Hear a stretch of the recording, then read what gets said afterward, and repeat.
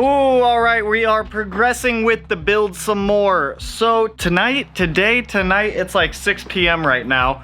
We are going to be installing the turbo inlet and then making an attempt at getting the intake manifold back on tonight. I don't want to be out here crazy late like I have been the past couple of nights, but if I am, so be it.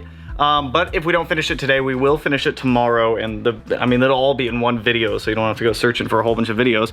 But as you recall, the entire fuel system is done in the car. We have the feed, the return set up. We're using the IAG PTFE fuel lines, IAG fuel rails, Cobb 1050 injectors, and the IAG TGV deletes.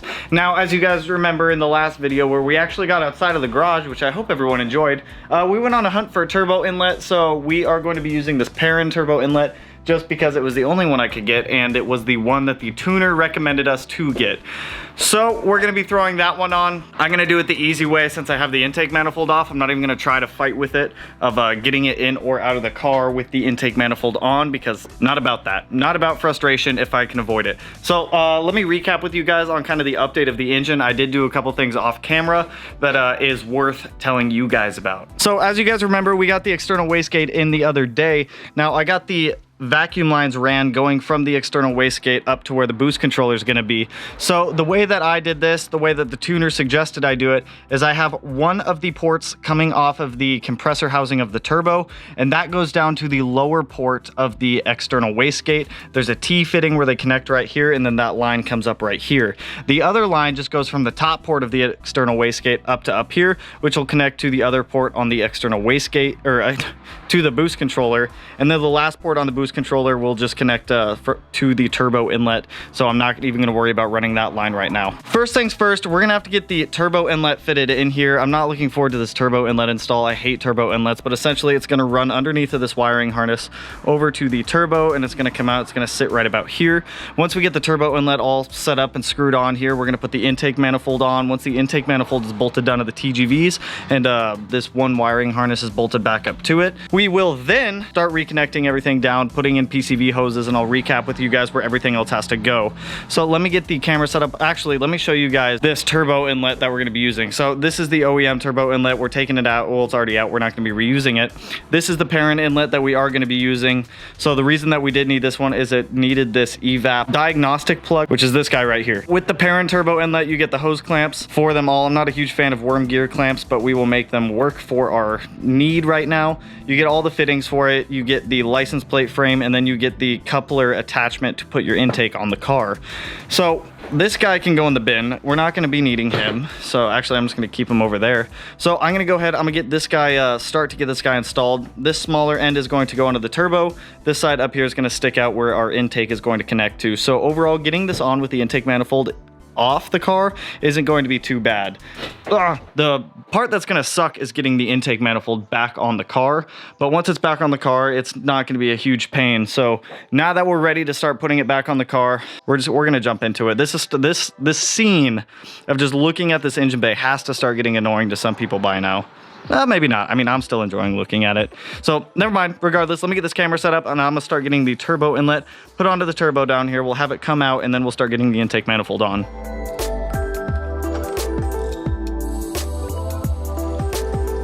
Just so you guys can see here, we have the turbo inlet going right back there to the turbo. It is tightened down with that it's a 7mm, very odd size. So it's tightened down with the 7mm. It's not going anywhere. We have our recirc tube connected back up to the turbo inlet. So now I'm gonna start fitting the intake manifold on here. I'm not looking forward to this. I'm gonna start pulling this blue tape off and start wiggling this intake manifold back in here. I'm gonna start bolting down these two bolts to the bottom of the intake manifold and then start wiggling it down into its home down here. So you're gonna see me fighting with this thing quite a bit, so just give me a little bit as I start to get it worked in. Once it's worked in, we'll come back and I'll kind of show you guys how I got it in and how we wiggled it around to make it fit.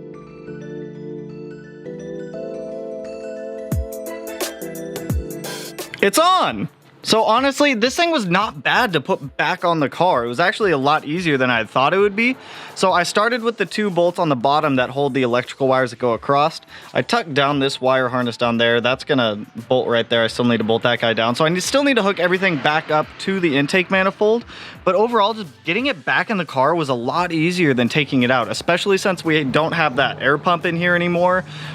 There's a lot more room over here with the fuel stuff. It's a lot simpler to get in here. So I'm gonna start swinging through. I'm gonna start reconnecting some of these hoses, bolts, evap sensor stuff. So I'm gonna start hooking all this stuff up back to the intake manifold. We need to get the ports put into the actual turbo inlet there, but I want to get some of the electrical stuff kind of cleaned up a little bit first and start bolting up some of the things that we already have hanging around. Just get them, you know, cleaned back up a little bit. So let me swing through here. I'm gonna start reconnecting a lot of these vacuum hoses, rebolting a lot of these evap sensor stuff and getting it, you know, spick and span. And then we'll jump over to the turbo inlet and we'll wrap that one up.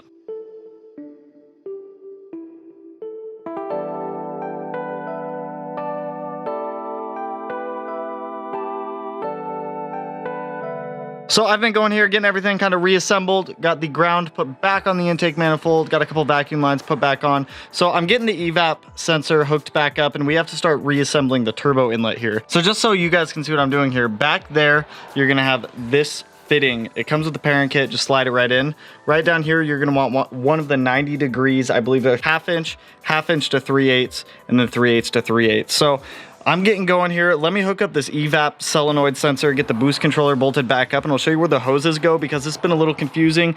Thankfully, I did take pictures of everything as I was taking it apart. So I'm gonna get going, getting this like jungle mess hooked back up. And then once I get it figured out, I'll show you guys kind of the orientation of how all the evap sensor stuff goes for the turbo inlet and then back into the intake manifold. I want to show you guys kind of the setup of what we got going on right now. So the turbo inlet is plumbed back into the car. We have this top fitting here, which goes to the boost controller. This fitting here goes to the evap sensor right here. The one right down there goes to this PCV crankcase breather to the turbo inlet. So parent supplies some hose. I just cut the hose to the same length as the old piece and then put it back on there. We have one PCV fitting on the back, which is going to connect up to all the other stuff going on over there. So that's kind of the passenger side. It's pretty cleaned up. It's pretty done on that side. I went ahead on this side. I taped up all of the old electrical connections for the secondary air system that we're no longer using. I still do have one open port down here on the head for the air oil separator that I still need to get in there. But this is the evap line that I was talking about that used to go to the old fuel rails right there, which then connected to the evap sensor over there. We have so much more free room in the car now. It is insane. I am so much happier with what we have done so far. Getting rid of those old hard lines that used to poke up out here, getting rid of that secondary air pump. The actual fuel rails look really nice, being able to see them up here. Something I really like is you can't even tell that that's not the stock turbo. It just fits back there so nicely. So overall, pretty happy with the progress that we're making. I'm gonna keep going on this. I'm just gonna get the boost controller put in, which is this guy here, so that way we can just keep going on the installs. But dude, look at how much like cleaner everything looks. I love it. So I'm also going to start reconnecting some of the IAG lines over on the passenger side, especially the one that goes down to the head, just so I can get that kind of done with. So I'm gonna keep going on this, and after I get some more stuff plugged in, I'll recap with you guys. I'll let you know what I decide to do on this evap one. If I can just vent it to the atmosphere, I will, because this does just go into a T, so I might be able to just get rid of that line altogether, which would be ideal. So I figured while I'm in here installing everything that we would go ahead and hook up the rest of the fuel stuff for the ethanol sensor and the fuel pressure sensor. So we have the cob, the giant cob harness here. So that end is going to connect to the top of the intake manifold. The longest part of this is going to connect down to the rear O2 sensor, so I'm gonna have to crawl back under the car to get that hooked up. And then this dual dongle one is going to go to the TGVs. Now, since we deleted the TGVs on here, I'm gonna go ahead, plug this in and tape up the other side, so that way no water is gonna get into it, no intrusion, and it's not gonna start corroding itself over time. So I'm gonna go through, I'm gonna start plugging this in and getting this guy ran. Once this one's ran, we'll do the fuel pressure sensor, so that way we can say the fuel system is fully done.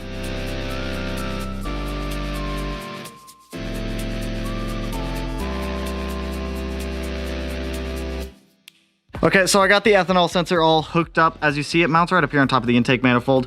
One of them goes down to the rear O2 sensor. It's gonna be the longest wire. One of them goes to the TGV plug-in back here, and then the last one plugs into the ethanol sensor itself. So now we're gonna run the actual fuel pressure sensor line, and I should have done this while I had the intake manifold off, but it's all right, we have enough room. So it's gonna connect over to the TGV delete connector on the passenger side, and then we're gonna run it down behind, like down here below the intake manifold over to the fuel pressure sensor. So that'll take care of the entire fuel system, and then we can mark fuel system off as completely done and all the wiring for that picked up. So I'm gonna get this guy ran. Once I get it ran, like I said, I'll show you the path that I'm taking back here, so that way if you're doing this as well, you can knock it out too.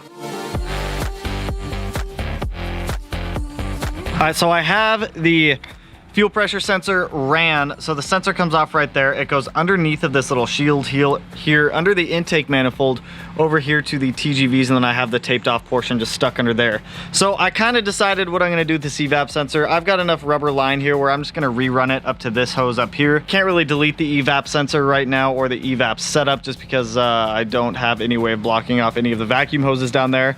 And I think emissions wise, I don't even have emissions, so I have no idea if I need it or not.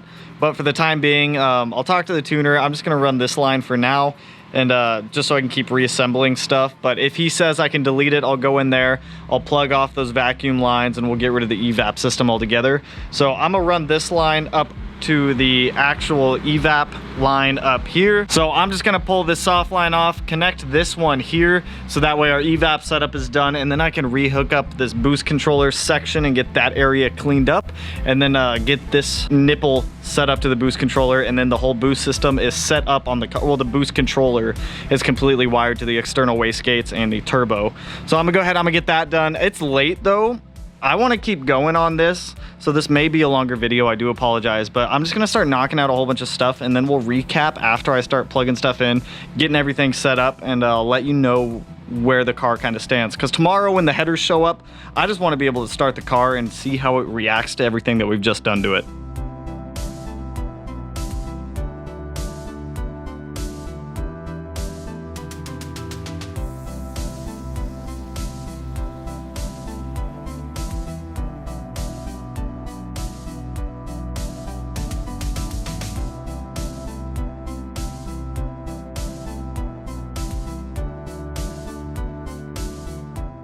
I don't even know if you can hear me over this thing, but it's day 2 and we're still going on the car. So, well, we're not. We hit a couple block points or roadblocks again.